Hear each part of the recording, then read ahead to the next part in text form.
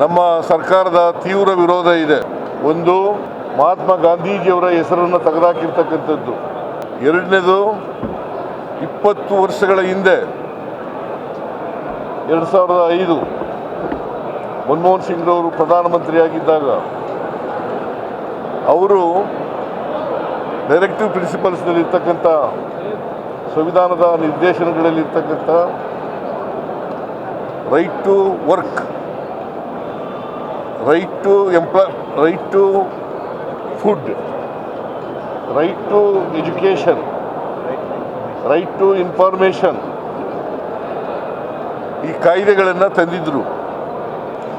ಉದ್ದೇಶ right to work ಕಾಯ್ದೆ ತಂದದ್ದು ಉದ್ದೇಶ ಏನಪ್ಪ ಅಂತಂದರೆ, ಹಳ್ಳಿಗಾಡಿನಲ್ಲಿರ್ತಕ್ಕಂಥ ಬಡ ಕಾರ್ಮಿಕರಿಗೆ ವರ್ಷದಲ್ಲಿ 100 ದಿನಗಳ ಕಾಲ, ಕನಿಷ್ಠ 100 ದಿನಗಳ ಕಾಲ ಉದ್ಯೋಗವನ್ನು ಕೊಡಬೇಕು ಅಂತಕ್ಕಂಥ ಉದ್ದೇಶದಿಂದ. ಇದರಲ್ಲಿ ದಲಿತರು, ಕಾರ್ಮಿಕರು ಮತ್ತು ಮಹಿಳೆಯರು, ಸಣ್ಣ ರೈತರು ಇದರಲ್ಲಿದ್ದಾರೆ. ಈ ಉದ್ಯೋಗ ಪಡ್ಕೊಳ್ತಕ್ಕಂಥ ಕೆಟಗರೀಸ್ನಲ್ಲಿ ಇವರೆಲ್ಲರೂ ಕೂಡ ಇರ್ತಕ್ಕಂಥ ಇದು. ವಿಶೇಷವಾಗಿ 53% ಮಹಿಳೆಯರಿದ್ದಾರೆ, 28% ದಲಿತರಿದ್ದಾರೆ. ಇವ್ರಿಗೆ ಉದ್ಯೋಗ ಕೊಡ್ತೀವಿ ಅಂತಕ್ಕಂಥ ಖಾತ್ರಿ ಇಲ್ಲ. ಅವರು ಕೇಳಿದ ಜಾಗದಲ್ಲಿ, ಅವ್ರ ಊರಿನಲ್ಲೇ ಅಥವಾ ಅವ್ರ ಜಮೀನುಗಳಲ್ಲೇ, ಸಣ್ಣ ರೈತರಾದರೆ ಅವ್ರ ಜಮೀನುಗಳಲ್ಲೇ ಅವರು ಕೆಲಸ ಮಾಡ್ಬೋದಾಗಿತ್ತು. ಇದನ್ನು ರದ್ದು ಮಾಡಿದ್ದಾರೆ. ಯಾಕಂತಂದರೆ ಈಗಿನ VBG ರಾಮ್ಜಿ ಕಾಯ್ದೆನಲ್ಲಿ ಕೇಂದ್ರ ಸರ್ಕಾರ ತೀರ್ಮಾನ ಮಾಡಬೇಕು. ಕೇಂದ್ರ ಸರ್ಕಾರ ಎಲ್ಲಿ ಕೆಲಸ ಮಾಡಬೇಕು ಅಂತಂದರೆ ಅಲ್ಲಿ ಮಾಡಬೇಕು. ಅವರು ತೀರ್ಮಾನ ಮಾಡ್ತಾರೆ ಎಲ್ಲಿ ಕೆಲಸ ಮಾಡಬೇಕು ಅನ್ನೋದನ್ನು ತೀರ್ಮಾನ ಮಾಡ್ತಾರೆ.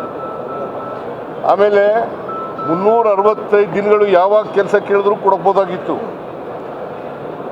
ಯಾವಾಗ ಕೆಲಸ ಕೇಳಿದ್ರು ಕೂಡ ಕೊಡಬೇಕಾಗಿತ್ತು. ಅದು ಸರ್ಕಾರದ ಕರ್ತವ್ಯ. ಜೊತೆಗೆ ಆಕ್ಷನ್ ಪ್ಲ್ಯಾನ್ ಮಾಡ್ತಕ್ಕಂಥದ್ದು ಆಯಾಯ ಪಂಚಾಯಿತಿಗಳು, ಆಕ್ಷನ್ ಪ್ಲ್ಯಾನ್ ಮಾಡ್ತಕ್ಕಂಥದ್ದು ಪಂಚಾಯಿತಿಗಳು, ಗ್ರಾಮ ಸಭೆಗಳು. ಇದನ್ನು ಈ ಕಾಯ್ದೆನಲ್ಲಿ, ಹೊಸ ಕಾಯ್ದೆನಲ್ಲಿ ರಾಮ್ಜಿ VBG ರಾಮ್ಜಿ ಕಾಯ್ದೆನಲ್ಲಿ ಇಲ್ಲ. ವಿರೋಧ ಪಕ್ಷದವರು ಅದನ್ನು ಉದ್ದೇಶಪೂರ್ವಕವಾಗಿ ಡಿಫೆಂಡ್ ಮಾಡ್ಕೊತಾ ಇದ್ದಾರೆ. ಯಾಕಂತಂದರೆ ಇವ್ರಿಗೆ ಯಾವುದೇ ಸ್ವಾತಂತ್ರ್ಯ ಇಲ್ಲ.